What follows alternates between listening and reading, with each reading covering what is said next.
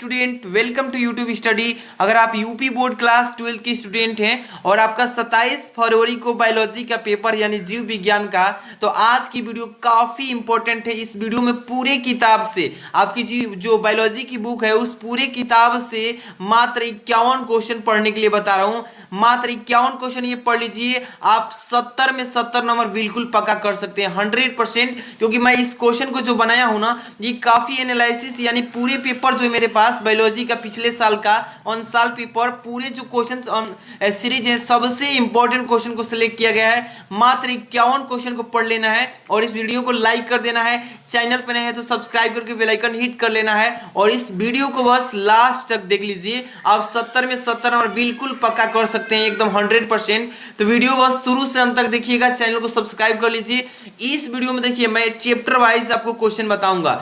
पहला जो चैप्टर है आपका टोटल बायोलॉजी में 11 चैप्टर से क्वेश्चन आएंगे पेपर में, ठीक है ना। तो पहला जो चैप्टर है इस चैप्टर से देखिए 10 क्वेश्चन बताऊंगा।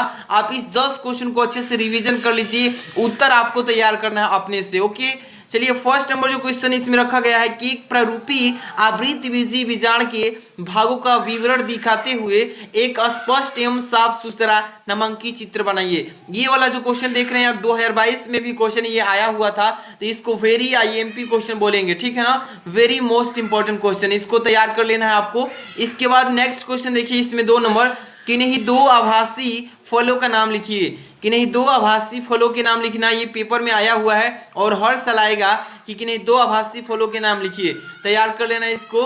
इसके बाद नेक्स्ट क्वेश्चन लिखा है कि पुष्पक्रम किसे कहते हैं, और इसके बाद साइएथिया, देखिए कह रहा है कि साइएथियम पुष्पक्रम का एक नामांकित चित्र भी बनाइए। तो ये वाला जो क्वेश्चन आप देख रहे हैं ना, वेरी वेरी मोस्ट इंपॉर्टेंट है।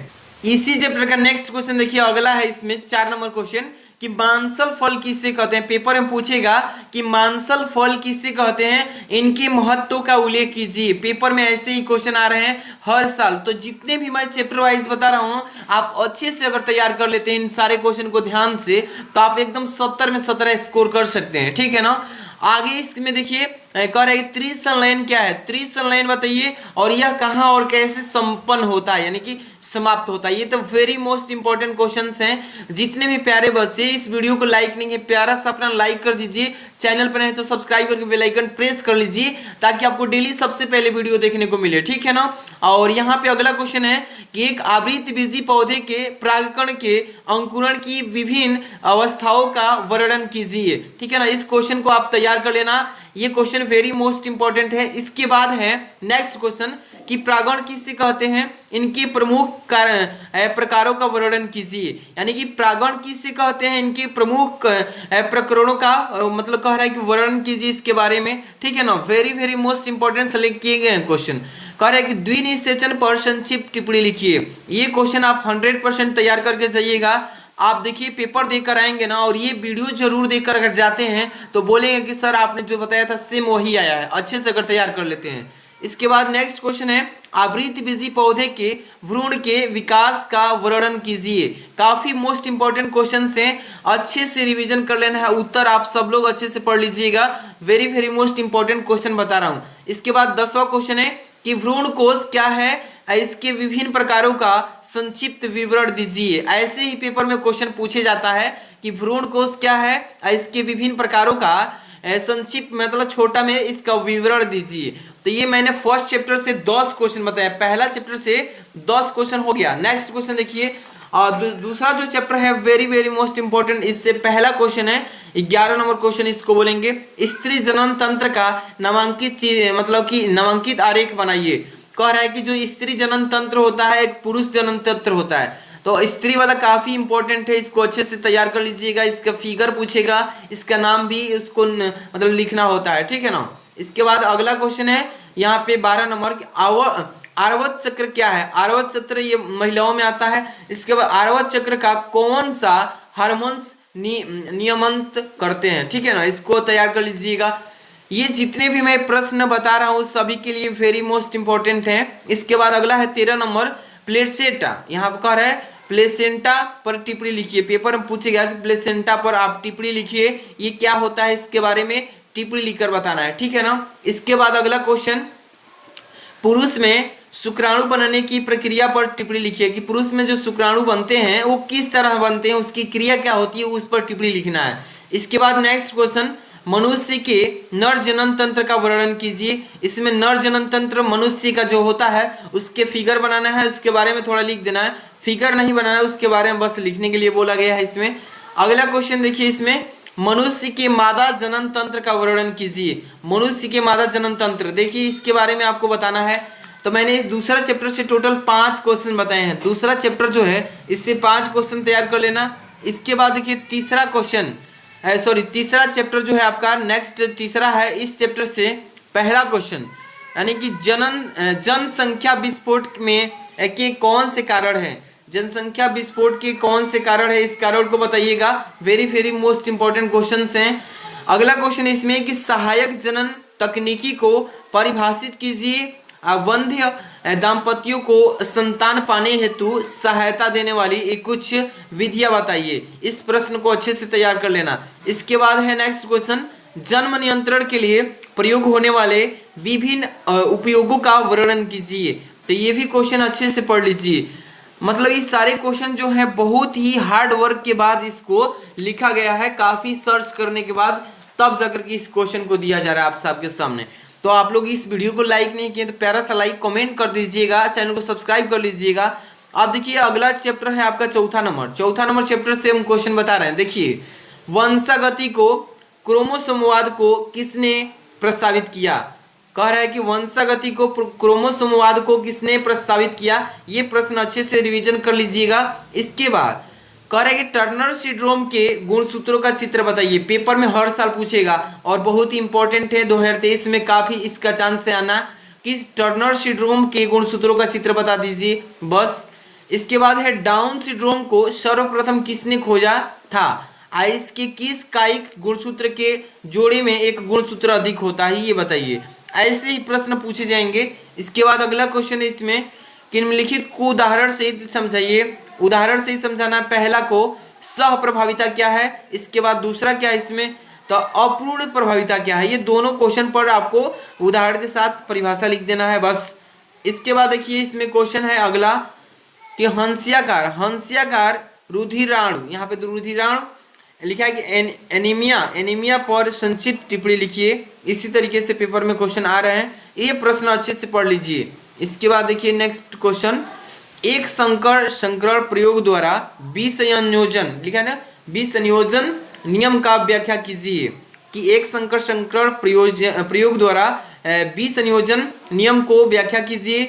इसके बाद है नेक्स्ट क्वेश्चन, मानव में लिंग निर्धारण कैसे होता है। ये पेपर में 100% पूछेगा कि मानव में लिंग का निर्धारण कैसे होता है, ये प्रश्न तैयार कर लीजिएगा। इसके बाद नेक्स्ट क्वेश्चन, लिंग संलग्न क्या है। इसके में लिंग संलग्न वंशागति क्या है। मनुष्य के लिंग संलग्न लक्षणों की वंशागति का रेखांकित चित्र की सहायता से वर्णन कीजिए। इसी तरीके से पेपर में आएगा क्वेश्चन, तैयार कर लीजिए। इसके बाद है नेक्स्ट चैप्टर 5 नंबर चैप्टर से देखिए क्वेश्चन पूछा जाएगा। यहाँ पे 5 नंबर चैप्टर दर्शाया गया है कि 5 नंबर चैप्टर से ये क्वेश्चन दिया गया है। देखिए इसमें क्या है कि उनायक प्रमोटर को परिभाषित कीजिए। पेपर में क्वेश्चन ऐसे ही पूछे जाएंगे कि उनायक प्रमोटर को परिभाषित कीजिए। इसके बाद अगला क्वेश्चन है कि डीएनए और आरएनए में अंतर स्पष्ट कीजिए, स्थापित कीजिए। तो डीएनए, यहाँ पे देखिए डीएनए एंड आरएनए, इस दोनों में अंतर क्या होता है, इस अंतर को स्पष्ट कर देना है। इसके बाद नेक्स्ट क्वेश्चन अगला, आनुवांशिक कूट का पर निबंध लिखिए। कह रहा है कि निबंध लिखिए, आनुवांशिक कूट क्या है इस पर निबंध लिखिएगा, टिप्पणी लिखना है इस पर। इसके बाद अगला प्रश्न इसी में का कि न्यूक्लिक अम्ल क्या है। न्यूक्लिक अम्ल क्या है, वाटसन एवं क्रिक द्वारा प्रस्तावित डीएनए अणु की द्विकुंडलीय संरचना का वर्णन कीजिए। ये पेपर में क्वेश्चन आएगा ऐसे ही, तो तैयार कर लीजिएगा। इसके बाद नेक्स्ट क्वेश्चन है, देखिए ध्यान से क्या बोला गया है कि आरएनए को, कह रहे आरएनए को मैसेंजर यानी आरएनए या ट्रांसफार्मर आरएनए किस आधार पर कहा जाता है, इसको बताइए संक्षिप्त में।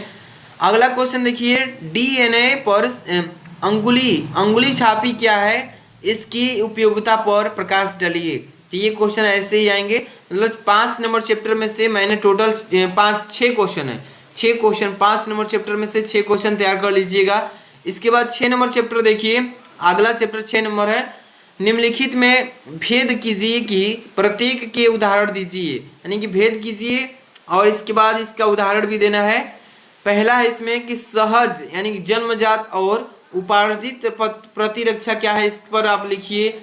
इसके बाद इसी में अगला है कि सक्रिय और निष्क्रिय प्रतिरक्षा वैक्सीन उत्पादन पर टिप्पणी लिखिए। तो इसी पर टिप्पणी लिखना है, अच्छे से तैयार कर लीजिए। अब 6 नंबर का नेक्स्ट 6 नंबर चैप्टर का अगला प्रश्न देखिए, हो गया। अब 6 नंबर में बस मैंने कितने क्वेश्चन, 3 क्वेश्चन, मतलब 2 ही क्वेश्चन समझ लीजिए। 6 नंबर वाले चैप्टर से 2 क्वेश्चन तैयार कर लीजिएगा। इसके बाद 7 नंबर चैप्टर, 7 नंबर चैप्टर में आइए, अगला चैप्टर 7 नंबर देखिए, यहाँ पे दिख रहा है, लिखा है कि स्टेम कोशिकाओं का कार्य लिखिए। स्टेम कोशिकाओं का यहाँ पे क्या लिखना है, वर्क लिखना है, यानी कि कार्य लिखना है। इसके बाद अगला क्वेश्चन है ऐस के रिश्ता रोग क्या है, इस पर इसका संरचना कैसी होती है, इसकी संरचना, इसको अच्छे से तैयार कर लीजिएगा। इसके बाद निम्नलिखित पर टिप्पणी लिखिए। निम्नलिखित पर टिप्पणी लिखना है, पहला क नंबर कि डेंगू बुखार पर आपको टिप्पणी लिखना है, इस प्रश्न को पढ़ लीजिएगा। अगला है चिकनगुंजिया पर टिप्पणी लिख लीजिएगा। इसके बाद ग नंबर फाइलेरिसिस पर आप टिप्पणी लिख लीजिएगा। इसके बाद थैलाइसिया पर टिप्पणी लिख लीजिए। मतलब ये जो चारों हैं वेरी मोस्ट इंपॉर्टेंट हैं। इस चैप्टर में मैंने 1 2 3 क्वेश्चन बताए हैं, तीनों को अच्छे से तैयार कर लीजिए 7 नंबर चैप्टर से। बस 8 नंबर चैप्टर में आइए। 8 नंबर जो चैप्टर है वेरी मोस्ट इंपॉर्टेंट है, इसको अच्छे से रिविजन कर लेना है। कह रहा है कि वाहित मल से आप क्या समझते हैं, वाहित मल क्या है और वाहित मल हमारे लिए किस प्रकार से हानिप्रद है, ये प्रश्न जो है काफी इंपॉर्टेंट है, इसको पढ़ लीजिएगा।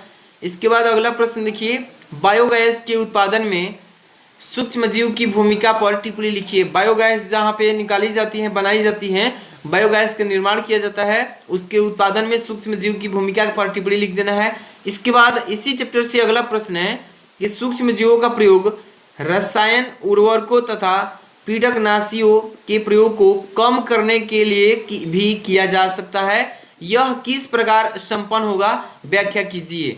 काफी मोस्ट इंपोर्टेंट क्वेश्चन बता रहे हैं, अच्छे से पढ़ लीजिए। इसके बाद है घरेलू उत्पादों तथा औद्योगिक उत्पाद में सूक्ष्म जीवों के महत्व को समझाइए, ठीक है ना। तो 8 नंबर चैप्टर से ये काफी इंपॉर्टेंट क्वेश्चन थे। अब जितने भी बच्चे इस वीडियो को लाइक नहीं किए, प्यारा सा अपना एक लाइक कर देना है, चैनल पे नहीं है तो सब्सक्राइब कर लीजिए। इसका पीडीएफ ही मैं आपको टेलीग्राम पे सेंड करूंगा, ठीक है ना। अब देखिए अगला चैप्टर है 9 नंबर चैप्टर जो है देख लीजिए, काफी इंपॉर्टेंट है। इसमें पहला है इसमें पॉलीमरेज श्रृंखला अभिक्रिया समझाइए, इसको अच्छे से पढ़ लीजिएगा। इसका नेक्स्ट क्वेश्चन है इस चैप्टर का कि प्लाज्म एवं फास्मिड पर संक्षिप्त टिप्पणी लिखिए। काफी इंपॉर्टेंट क्वेश्चन है, पढ़ लीजिएगा। इसके बाद अगला चैप्टर है परजीवी जंतु से आप क्या समझते हैं, उदाहरण भी इसका दीजिए, पेपर में अच्छे से रिवीजन कर लेना। इसके बाद बायोपायरेसी किसे कहते हैं, इस प्रश्न को अच्छे से रिवीजन कर लीजिएगा, बायोपायरेसी। अगला प्रश्न है कि बाद डीएनए और संवहक डीएनए के मिश्रण से बनने वाले डीएनए क्या कहलाता है, इसको पढ़ लीजिए, वेरी मोस्ट इंपोर्टेंट क्वेश्चन। अगला है जीन चिकित्सा से आप क्या समझते हैं, उचित उदाहरण से स्पष्ट कीजिए, उचित उदाहरण भी इसका देना है, अच्छे से रिवीजन कर लीजिएगा। नेक्स्ट आपका है इस चैप्टर का 9 नंबर का कि ट्रांसजेनिक जंतु पर टिप्पणी लिखिए। पेपर में पूछा गया है कि ट्रांसजेनिक जंतु पर टिप्पणी लिखिए। तो ये क्वेश्चन जो है 9 नंबर चैप्टर के 1 2 3 4 5 6 7 क्वेश्चन बताए हैं। इसके बाद अगला चैप्टर है आपका 10 नंबर चैप्टर से देखिए काफी इंपॉर्टेंट क्वेश्चन है कि अगर समुद्री मछली को अलवर जल जीवशाला में रखा जाता है तो क्या वह मछली जीवित रह पाएगी, क्यों और क्यों नहीं, ये प्रश्न में पूछा जाएगा, इसी तरीके से पढ़ लीजिएगा। अगला प्रश्न है इसी का, देखिए निम्नलिखित पर टिप्पणी लिखिए, इस पर निम्नलिखित पर टिप्पणी लिखना है। क नंबर देखिए परजीविता क्या है, इसके बाद ख नंबर सहभोजिता क्या है, यानी सहभोजिता पर टिप्पणी लिखना है। इसके बाद ग नंबर सहजीवन क्या है, इस पर आप टिप्पणी लिखिए, यानी कि 3 टॉपिक दिए हैं, तीनों पर टिप्पणी लिखना है। इसके बाद 10 नंबर के बाद अगला चैप्टर है, लास्ट चैप्टर आपका 11 नंबर। ये 11 नंबर चैप्टर से मैं 3 क्वेश्चन बता रहा हूँ, इसको अच्छे से पढ़ लीजिएगा। तब देखिए इसके बाद जैव विविधता की परिभाषा लिखिए, इसके संरक्षण की 2 विधियों का उल्लेख कीजिए। जैव विविधता के बारे में लिख देना है, इसके बाद इसका परिभाषा हो जाएगा, तो संरक्षण की 2 विधि भी बता देना है कि संरक्षित कैसे करेंगे। अगला प्रश्न देखिए, परितंत्र के कार्यों के उल्लेख, जैव विविधता कैसे उपयोग होगी, इसके बारे में बताइए। अगला है चैप्टर 11 नंबर का लास्ट क्वेश्चन कि भारत में वन्य प्राणियों पर एक निबंध लिखिए। तो 11 चैप्टर से मैंने टोटल 51 क्वेश्चंस बताए हैं। इस 51 क्वेश्चन को अच्छे से पढ़ लेते हैं तो आप बोर्ड एग्जाम में 70 में 70 नंबर ला सकते हैं। 70 नंबर का बायो का पेपर होगा, 30 नंबर का प्रैक्टिकल होगा, तो 30 नंबर आप प्रैक्टिकल से पाएंगे। 70 में 70 इस क्वेश्चन को पढ़ करके उत्तर याद करके अच्छे से तैयार कर लीजिएगा। 51 मात्र क्वेश्चन पढ़ लीजिए और वीडियो को लाइक नहीं किया प्यारा सा लाइक कर दीजिए, चैनल पर सब्सक्राइब कर लीजिएगा। आपको नेक्स्ट वीडियो हम लेकर आ रहे हैं इंपॉर्टेंट क्वेश्चन का, बायो का, तो इस चैनल को सब्सक्राइब करके बेल आइकन हिट रखिए। मिलते हैं नेक्स्ट वीडियो में, थैंक्स फॉर वॉचिंग।